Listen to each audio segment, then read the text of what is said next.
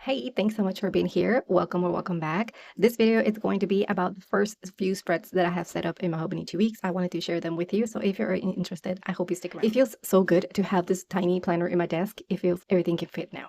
Even though it's taller, just like my B6, it's still smaller in profile. So I get to have a little bit more room around to move it around and just flip through my pages without having to move everything else on my desk. So anyways, I have set up a few spreads in here, just migrating from my current notebook, which is my B6 Common Planner. I have used it for the entire 2025. So I have a few favorites in here that definitely knew that I needed to have them in my new system. Keeping that in mind, all these tabs are for those. Also, using that guide, it's where I pick and choose what is it that I wanted to bring with me, what I wanted to leave behind, and where I wanted to put those spreads. So there's a few things that I left behind. I didn't take the time really to mark those down. All I did was to take the flag out if I decided not to bring it with me. The flags that are still here are either because I'm still using the spread or because I am going to be setting that spread on a different journal. But focusing on the Hobonichi weeks, a few main things. I might just go back to this and refer to it as I flip through my weeks. But I decided that I wanted to set up the most important, at least to get me started. The first thing was to decor some areas. I don't necessarily do these often. So if you see my weeks from previous years, I don't necessarily decor that much, like in the beginning or anything like that. I just had this is 2022, so my cover, and all I did here was to add the little pocket in here. And then I added a summary of my previous year as a grateful entry, and then my goals or I guess my milestones that I wanted to reach at that point. And then we jump right into the actual schedules. But this year I wanted to do a little bit different. I wanted to approach it a little bit different. Kind of wanted to use what I had and make it more creative. And that is something that I have started doing in here in my common planner, and I enjoyed it. So I decided to carry it over. So the first thing I did was to cover here the first two pages with all the washi tape that I had, or most of it anyways, that I still have. And most of these, if not all of them, are from our trip to Japan. I still have a few around, so I decided to give them some use. And here I'm planning on doing like a vision board, but I'm not sure if I will do what I used to do in here, which is what I just said. I used to do like a recap of the previous year to, I don't know, just like a gratitude entry in a visual way. So all the things that we've done, what we were focusing, what we were doing, and all that stuff the previous year, and then set up a goals for the new year moving forward, which I think I could do it here. I could do like a review of the previous year, so 2025, and then a goals for 2026. So I left it open because I'm not sure how to do it just yet. But for now, I just have a little calendar there. In here, I'm tracking traveling, which is something that I have done already in my past planner. So I'm just continuing the same approach, just color coding every time that we move to a different place. Then we get to the tracking. This time I'm using this tracker just a tiny bit different than I used it before in the weeks. The weeks before, if I'm not wrong, I only tracked like a few things here and there. So in here, I tracked the days of the month just for my own visual, I guess, purpose. And then I tracked, at this point, I was tracking the traveling in here as well. And then some important reminders at the top portion here, which, yeah, it was okay. I guess my favorite is to see the entire year in overview, I guess. So that really helped. And I wanted to do that again for this year. And yeah, I'm trying to see if I did it in here as well. In here, I was tracking more things at once. There were more like due dates up here, birthdays and things, and then the days of the month, and as well as self-care and medical appointments. So there's a lot going on in here. Now, the way that I will be tracking it this time around, I decided to track just a little bit of everything, but also organize. So in this case, I decided to use this portion here and divide it into 3 areas. Let me see if I can get you closer, which I think I already showed you in another video, but I divided them with pencil. So I will have 3 columns on each, and then those 3 columns will track a specific area.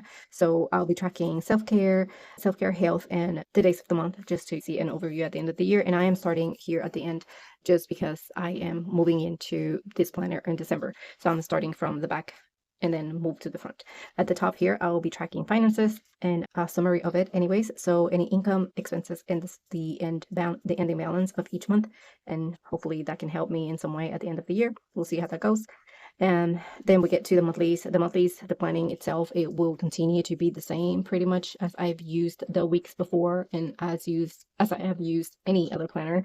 I've always approached them the same way. So just have the, I guess, anything that has a specific time that I need to be somewhere or a due date or whatever goes in here, and maybe I'll do some tracking as well again, which is again, it's not different from what I have been doing anyways in my common planner. So I'll continue to do the same thing. For the weeklies as well, I look forward again to having this small space. I did enjoy this much space in my weeklies. I really truly did. But sometimes I did feel like it was too much, unless I was trying to track my time and or I was making it a little bit more fun, which I can still do in the Hobonichi Weeks. It doesn't really matter the size. I will still do the same approach. I can switch the layout every now and then just to keep it fresh. So the space itself doesn't really matter that much. But in here, I did find myself trying to fill it in more because I had more space. So in here, what I'll do is try to approach it the same way, really, as I was doing it before. It's not going to be that much of a difference. I do have some favorite spreads in here that I have marked before. So I will definitely revisit these and consider them when I am setting new spreads for 2026. And yeah, some of my favorites are marked already, so I have plenty of ideas to go by to set these up. Then after this, we get to the daily or the blank pages in the back, where I decided to separate it from the planning itself to the more tracking and memory keeping snippets of each day with the same washi tape. And then I decided to add the goals setup that I have in my common planner. So it's basically the same thing, just in a smaller version. So we get the exact same, it's just again smaller. So I'll have the 1 day, the 1 year, half year, quarter, monthly, weekly, daily, and then a review actually for the end of the year for that specific goal, which is an extra one that we don't have in here, which I think that's a plus. So I have that. After that, I have the monthly data tracking, which is something that I also fell in love doing this way throughout the year. I have shared this one with you. I really love this overview where I get to just see everything and how one thing maybe affects the other. So using this idea, I decided to separate some of those areas that I track between this tracker in here in the front and this one. So in here, again, it's going to be more personal, anything that has to be with health and self-care. And then in here is going to be other things that are happening, maybe different things throughout the month. So in this month at the beginning, since I'm moving in on December, in December, I'm going to be tracking anxiety or stress. So anytime that I feel stress, I will mark it with a yes or higher or low, and then if I took any kind of medication for it. So that's what I'll be tracking on December, but in January it could change to something different. So that's why I left them open. Then the next one is a blank page that I left by accident. I didn't plan for it, but I'll keep it available for any collection that come to mind. Then I'll have here my finances, and this time around, hopefully I do get to use them a little bit more often. I did set them up in here and I really didn't use them as intended, or yeah, I just keep a few notes here and there, but I didn't really follow through each month as I wanted to. So definitely something that I want to do this time around. So I went ahead and set the whole thing. Then after that one, we get some other trackers. So in this one, we have adulting up here. So anytime that we have, I guess it's more of a visual of the last time that we did anything that has to do with adulting. So physicals, dental appointments, physical appointments, after that. Anything that is more major that doesn't really happen all the time, but it has to happen at least once a year, it will go in here. And then I'll track when was the last time we did it, as well as medication, when are they due and when are they refilled.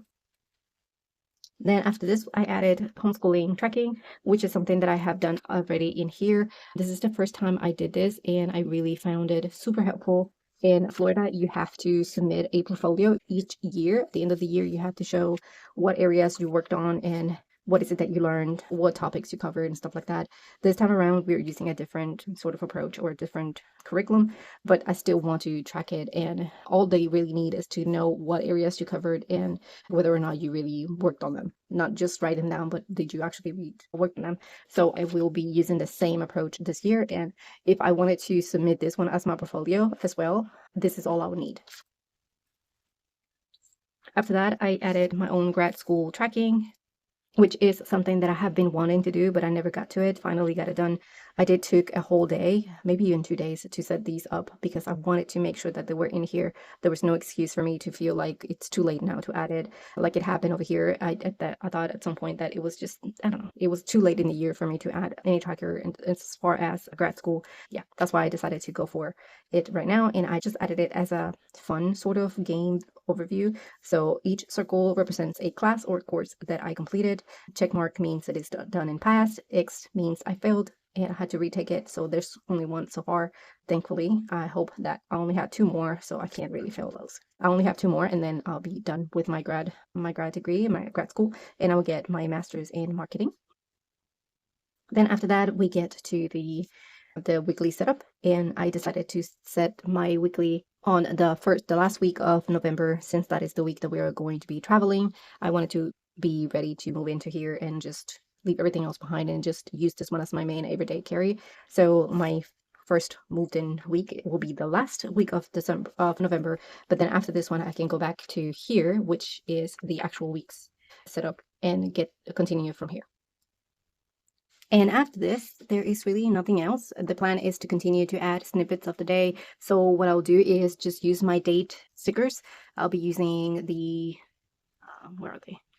Just the same day stickers that I have been using in my common planner, just to add a snippet of the day. So like a summary, I will be maybe dividing the page in half and then just adding the sticker and writing a little bit about the day, just like a highlight of what happened that day. That way, at the end of the year, I should have still some kind of note about what happened on that day. Now I do have to recount the pages that I have since I added all these collections back here. I used quite a few of them, the pages for those collections. So now I have to check how much I have left so I can have an idea on how many pages I can use per month. Just to kind of know, I might not use the entire thing for the month, but I still want to have an idea that just to kind of keep a track of what I'm using and how far I am. So hopefully I get to add a snippet of every single day in this one book, because I do want to have some kind of collection for the year, as this will be my one and only planning all collection and sort of memory keeping in a way. It's going to be more like a highlight of the day, but still I want to have something that represents the day in the whole year all together in one book. For actual memory keeping, though, I will be using my Ali Reyes notebook. This is a 1,000-page Tomo River paper notebook, which I foresee lasting me at least, I want to say at least 2 years, but I don't know. We'll see how that goes, but at least more than a year. It depends on how many pages I use per day. But I look forward to just keeping all the memories in one book until it runs out, and then adding in another one instead of having it all together in this one, which I still love. I'm still debating that feeling.